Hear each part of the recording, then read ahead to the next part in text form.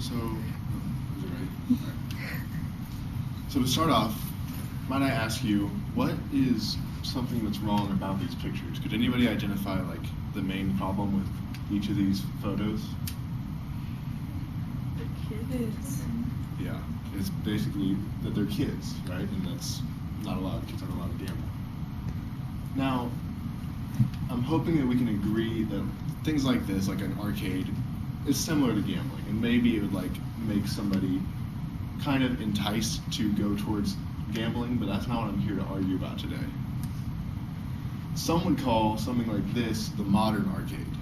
This is a child who is in a video game who is opening what are called loot boxes. And basically it's something that you pay with real money, and you have a chance of getting something that's rare or like just not a lot of people have, right? In this case, he got this skin, and obviously he's very excited. And it doesn't benefit him in any way, it's just a skin. Like, it basically just changes the way your character looks, but it convinces anybody who plays the game to spend more money to try and get these rare skins and things like that. So the topic I'll be presenting on today is how video game monetization is out of hand. Not just getting out of hand, but it is already out of hand. So here's some of the problems with video game monetization. So the Gambling Commission published a study in the UK that 31% of children aged 11 to 16 confess to having bought loot boxes. That means 1 out of 3 children, if you go up to them in the UK and say, have you bought loot boxes, they'll know what you're talking about and say, yeah. And this is an example of a video that adults make where basically they try to they want kids to watch them because that's how they make money. So it's basically loot box openings, which ends up enticing kids to want to buy loot boxes because it basically shows them opening things, and obviously they show the exciting parts where it makes the kids interested and want to gamble themselves. The origins of loot boxes. So where these loot boxes have come from is most basically the baseball, like football, Pokemon cards, things like that. That's where this idea came from, and lots of companies use this to defend loot boxes in games, because they say, oh, it's just like baseball cards and things like that. But let's say that, take for example, this hotel example that I've made up down here. So what if those baseball cards, instead of just being baseball cards, you open them up and it's like collectors, like you're one of 20 people who own this specific card, right? What if these baseball cards ended up determining which hotel room you get to stay in? You pay $5 and you get to draw which of these hotel rooms you get to stay in. This one's, let's say, 5% chance because it's really nice. This one's 15%, and then the last one's 80%. Now, obviously, you're going to want to open it again and again and again. And the point that I'm making here is lots of the times these loot boxes in games have actual effects on how good you are at the game. They can be actual in-game items that end up making you beat like other people and being better than your friends, which is very enticing to young kids to like have a one-up on their friends. So here's some of the real stories of how video game monetization has affected families. So a mom wrote, and these are all from the BBC article, my son spent 3,160 pounds on one game. So a mom, disabled son, who is 22 years old but has cerebral palsy and is only about a third of that like age and cognitive ability, plays a game called Hidden Artifacts on his iPad. And in this game, you're going to be prompted by hints, etc. And all you have to do is click like 2 times, and then you've paid for something. Like you've taken money out of your account. And obviously, kids don't always know this. Like even like in this example, they're all kids, and so he ended up spending $4,000 in 3 months on this game because he didn't know that it was real money. And and like he didn't have the way, like he didn't have any way to do it. And the worst part was, like she contacted iTunes obviously and was like, hey, like this is a whole total accident, like can I get a refund?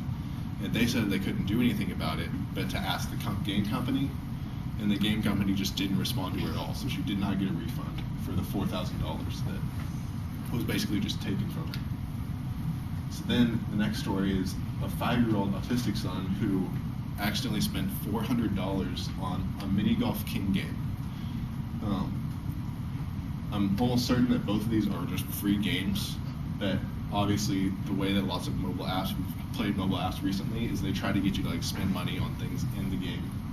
So for mini golf king, basically you can get like better clubs and things like that, and better balls or whatever, so you open packs and stuff, and you can get better things. And this 5-year-old autistic son obviously did not have like he thought, because his father found out,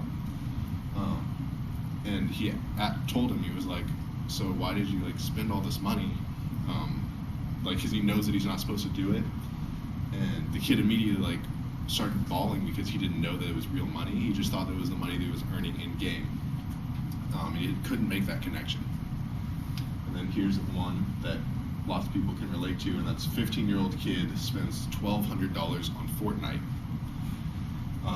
which Fortnite just basically is kind of like the first example where I showed you, where you get skins, which don't change anything in the game, but it just looks cool or whatever, and you can show your friends. So the cause of this problem.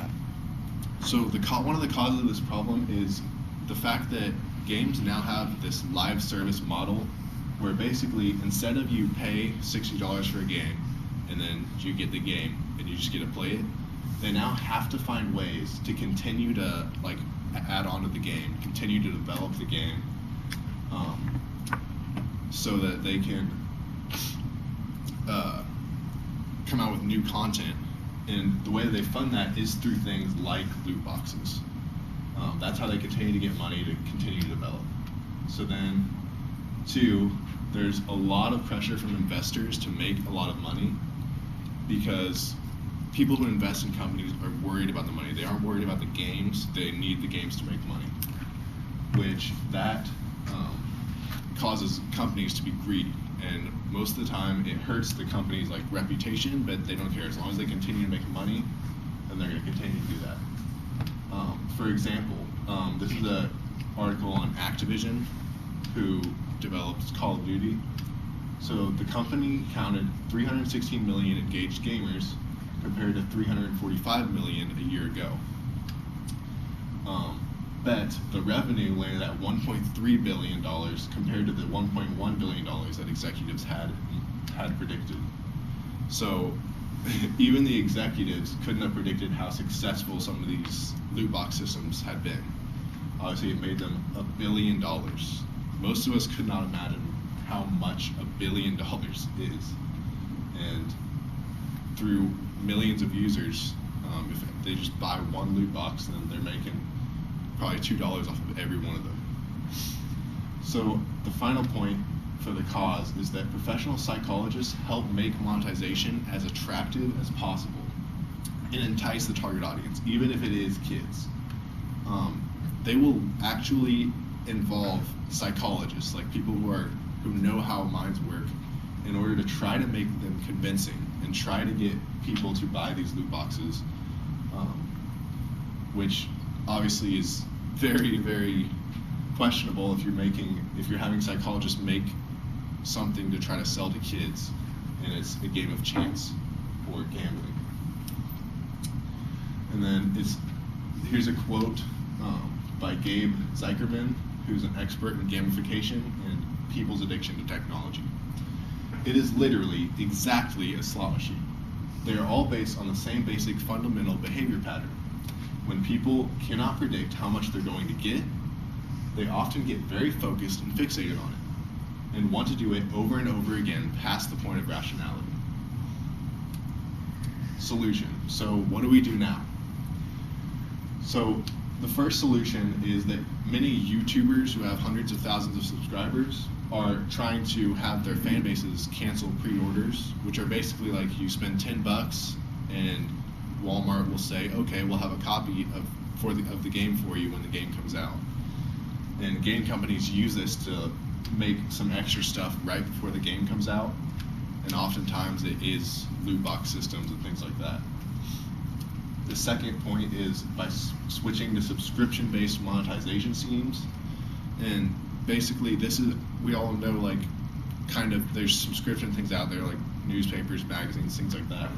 Well, some games work the same way, where basically if you want to continue using it, you pay for the next month or so, and then you get access to the game for that next month.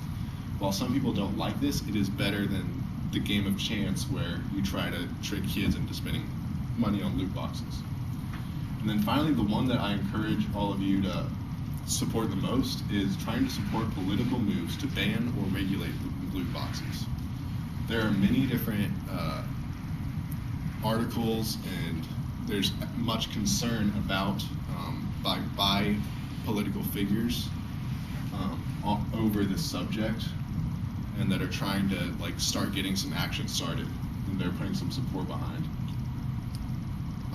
And then conclusion. Some of the things that I hope that you take away from this presentation, I hope that you are aware of how expensive and dangerous some of these systems can be. I hope you are cautious when handing over your credit card information to children, even if they are yours. Sometimes they make rough decisions. And I hope that you will talk to kids about the dangers of gambling at a young age and an adult addiction. Just try to make the distinguishment that, hey, like, this is something that can happen. Like, somebody will try to convince you to like take your money, and it can be real. And it can have real effects.